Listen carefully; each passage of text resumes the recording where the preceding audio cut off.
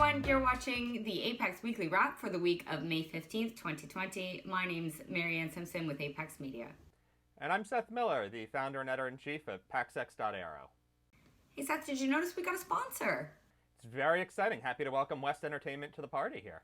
It is really exciting. West Entertainment's been a super loyal supporter of Apex Media for a long time now. So thank you, Rick. Thank you, Kate. Thank you to the whole team for supporting the Weekly Wrap. Seth, in addition to this great news, there's been a tinge of optimism in the news this week, hasn't there? There is. There's a number of people starting to talk about, maybe not necessarily a full recovery, but at least the signs of a rebound. We're starting to hear discussion of, fleets being grounded, that number decreasing, not increasing. So CH Aviation had some stats suggesting that only about 20% of the planes in China are still grounded. Now, how many of those are flying full? Almost none. There's still some questions about load factor, but it is some good news. In the US, we're seeing similar sort of, again, not bounce back, but at least coming out of the bottom sort of statistics. Things like the TSA number of people screened at each checkpoint has started to increase, so we're only down 90%, not 95. A number of airlines have released numbers in recent days from their quarterly earnings and are saying that they really feel like they bottomed out in mid-April. So more qualifying searches, more interest in bookings, more people actually confirming bookings. It really is starting to see a trend of things coming back. Now, again, not to get overly optimistic, we're still talking about below 90% numbers, but things are starting to turn. It's interesting to see. It's quite frankly, it's sort of keeping me going, getting me a little excited again. Yeah, there's certainly lots to talk about and lots to hope for. And, we're all cheering for every single airline out there, literally. Meanwhile, here in the UK and in Ireland, there's also some signs of life. I think there's also a lot of confusion, a little bit of concern as well around the government's game plan for return to economy and how we can get back to traveling and working safely in such a densely packed corner of the world. Wizz Air has started operating flights again from Luton. They relaunched 15 routes a week or two ago.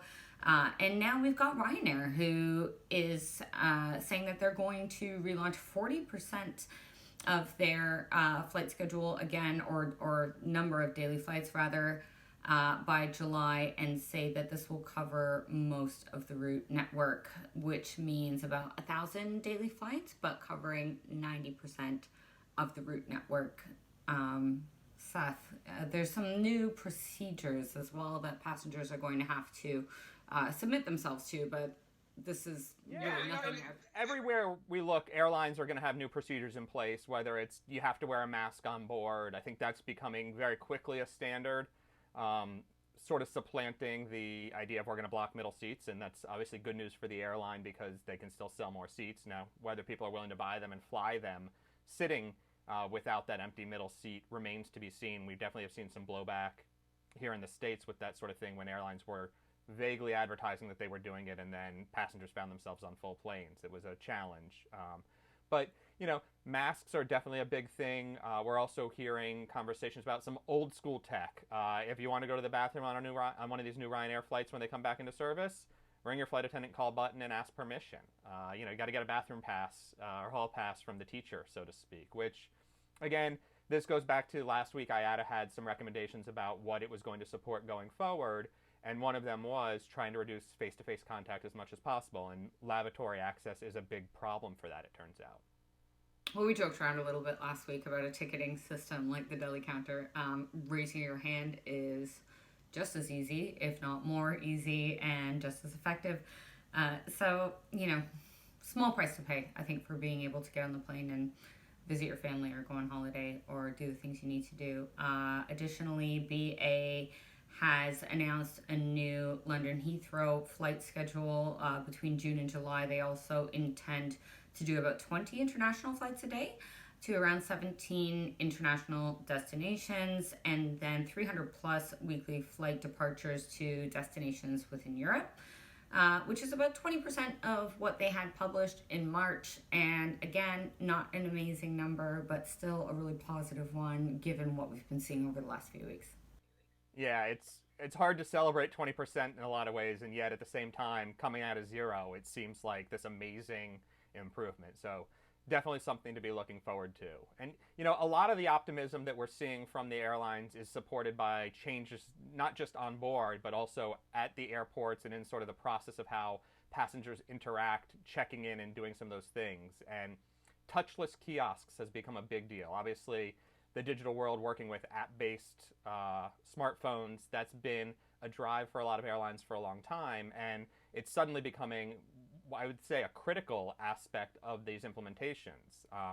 United's Chief Digital Officer, Linda Jojo, recently noted that the company has now rolled out a touchless bag tag printing solution at its kiosks in 4 airports, and this is something that's completely driven by the app and was 100% did not exist even as a concept less than 2 months ago. So, that's fast in airline sense, certainly. It may not seem so quick, but for an airline to roll out a new digital technology in 2 months is really, really impressive. Yeah, I absolutely agree. 2 months is not a lot of time in our industry. You hear about plans going on for years at a time. And also there was a webinar this week with Apex and Future Travel Experience and talking about what travel is going to look like going forward. And AirAsia is a little special place in our hearts for you and me. We got to visit their headquarters last November and see how things are run there. But their Chief Operating Officer, Javed Malik, mentioned that they also are going to a sort of touchless kiosk solution, not only for passengers, but also for their crew members. And one of the real interesting things there is their crew members all check in at headquarters at KLIA2 and then have to print off all the paperwork for their flights. Typically they do that at kiosk computers that are just sort of set up in the lobby area. There's a meeting, there's bags for them to take the docks and go out to the planes and fly. And in just 3 days, he said on this webinar, they've managed to convert that to a Bluetooth solution where the employees can walk up with their smartphones, punch in the app what they're doing and where they're going, what their flight numbers are and whatnot, hold that near a printer, and suddenly the documents just appear. So it's, again, a digital transformation, a touchless sort of option, and just furthering that technology really smart. Yeah, I think that's brilliant. People do not want to touch things anymore. Yeah, AirAsia also has a big push for biometrics in their crew headquarters. Their employees show up, facial recognition grants them access to the space, and we're seeing a lot of push towards that coming out of the back office into passenger-facing scenarios. Biometric boarding is a thing already for some airlines, and in today's webinar from FTE and Apex, we did hear a lot more about how that's going to grow in the future. So I think we're definitely going to be able to talk about that in next week's episode of the Weekly Wrap, talk about a lot more of how that's playing out. Absolutely. One of the many reasons that you guys should watch next week. All right. Moving on. Yeah. Moving on, I think there's some interesting challenges in the industry these days, obviously, and one of them is the way airlines are dealing with materials on board. And the printed in-flight airline magazine is proving to be one of the victims of that. No one wants to touch things, as you mentioned earlier, and they're heavy. They cost money to produce. That's usually offset by advertising revenue, but it really has created a problem for the industry in terms of, is this something that we're going to keep? How are we going to fund it? What's going to be the future of the in-flight magazine? It's for a lot of cases, the answer is there isn't one, and that's concerning. It is very concerning, especially for fans of print media, of which I am one. But here to discuss a little bit about what's happening in the seat back pocket is David Fairand, who is the CEO of Adapted Channel. They're a France-based leader in digital press solutions for airlines. Welcome, David. What does this pandemic mean for in-flight magazines in particular? Thank you, Maryann. For many years, airlines have put in-flight magazine in the seat pocket in order to generate a bit of revenue and to give information to their passenger. But now it's a real concern because we don't know how to sanitize this pocket, so we need to remove the print from on board. At the same time, airline will understand the cost reduction and cost saving we can do in terms of cleaning, quicker, easier, and in terms of weight. Imagine the number of magazine, each seat, each flight, so we are talking about a ton of paper. So it's a good start to do cost reduction and savings.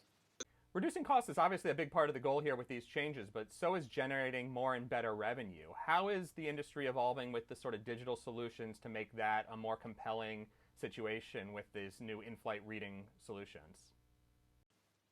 Well, I think you're right. Newspaper and magazine are unique amongst all media content distributed on board as far as getting passenger insight. With movie, with games, is not the same. If you are reading a magazine or a newspaper, you understand much more the link about patients, brand affinities, many things. Tell me what you are reading, I will tell you who you are. So switching to digital price enable an increase of personalization, of recommendations, and it's a really a good way to generate more travel retail offers. Yeah, I think what David's saying is really interesting, Seth, because it is really true. The way that a person reads a magazine, or indeed even the magazine that they choose to read, tells you so much more about who that person is and what brands they have affinity to, what sort of lifestyle choices they make, more so than any sort of content they could watch or video game they could play or playlist they could listen to. I mean, those give you a broad idea, but I think that magazine content really does have, if you are able to collect the data from the way that person engages with magazine or newspapers, you learn much more about them. And it really is all about data, isn't it? It is, and that touches on another topic that I think is really interesting out this week. Inadvia came out with some news about their ad platform and sort of how the programmatic advertising is going to take over the industry in terms of these digital targeting. And the real surprising part to me is that there seems to be a shift away from third-party cookies to first-party cookies. And at first glance, that seems like a problem in that the third-party cookies is what has let the advertising networks get a better idea of who they're targeting at the expense of course, privacy. And so hearing that some of these third-party cookies are now going to be blocked by default in some of the web browsers makes it a bit more challenging to sell those ads. But at the same time, what Inadvia is suggesting is that by developing a better in-house tracking solution and coming up with that data better in-house, brands are going to be able, or hosting companies or magazines are going to be able to better sell that information and better target the ads for companies coming to them. And so after years and years and years of seeing an erosion of ad impression costs, we actually might start to see some of that revenue tick back up, which could be great. Yeah, at the end of the day, it just makes the airline a much more attractive partner for the advertising agency or the brand, as opposed to there being some intermediary where they can collect the data. They now will need to go more directly to the people who are collecting the data from, the publishers, basically, who are collecting the data. So it does put us in a strong position. And I think, what Inadvia is trying to do with the study that they've released, which is basically data collected from a survey of 65 advertising stakeholders and budget decision makers across brands, media agencies, and technology vendors. They're all expressing a desire to work with the in-flight, with the passenger, to do programmatic advertising in the in-flight environment, but they just haven't found the way, and this might be the way forward. Yeah, and as an added bonus, GDPR compliant too. We all need to be GDPR compliant, don't we know it? Final thoughts.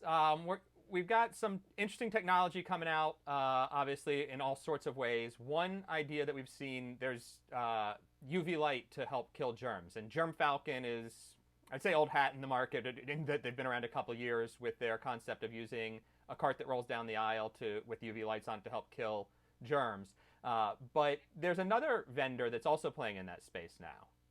Yeah, the Germ Trolley. This was a post that I noticed on LinkedIn a couple days ago by the CEO of Industrial Neotex. And he hashtagged it the anti-COVID-19 cart. He says that new times require imagination, and this new car with UVC light disinfects any item placed aside within 15 minutes. So basically, it looks like a catering trolley that's been retrofit with the UV light inside. There's a cool red light on the outside that shows you it's working.